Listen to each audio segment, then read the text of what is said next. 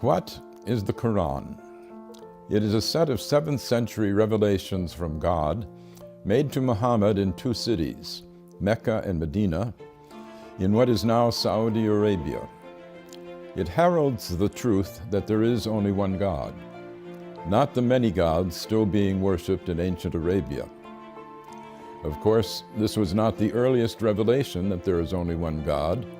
That had been taught in Hebrew to the Jews and in Greek to the Christians before it was taught to Muslims in Arabic. These 3 sets of revelation set apart the people of the book, each with their own special covenant from the same God. There is only one. We believers in one God are on the same team, as it were, and should protect one another's places of worship, listed in the Quran as monasteries, churches, synagogues, and mosques, where God's name is much invoked. The Quran does not confine God's action to the formal covenants of religion. God tells us that He sends messages to all men all the time, beginning with Adam, who repented his sin in the garden and became the first prophet. The unending stream of prophets includes Moses and Jesus. Muhammad himself is the seal of the prophets, not as canceling former covenants, but as confirming them.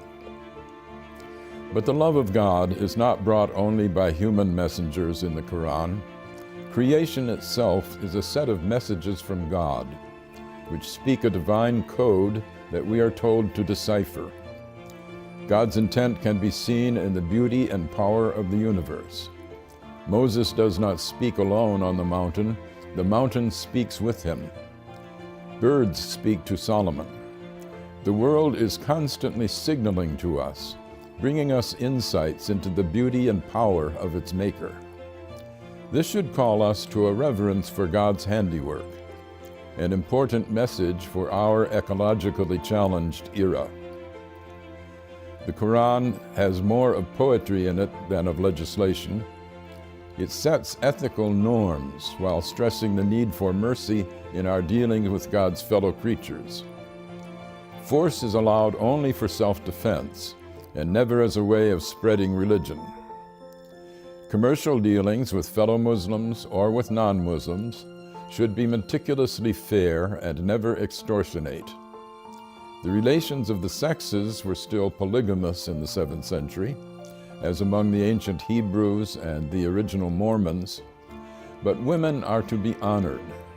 In fact, the dowry that was paid to a husband's family by the bride's family in Europe was paid in the Quran directly to the bride, and she retains this bride right even if the husband divorces her or if she divorces him. This carved out an area of women's rights unparalleled in the 7th century. The Quran is a book of many levels and great depths. Even non-Muslims can learn from it, as Pope Francis has proclaimed. I am Gary Wills for the Amerstein Center.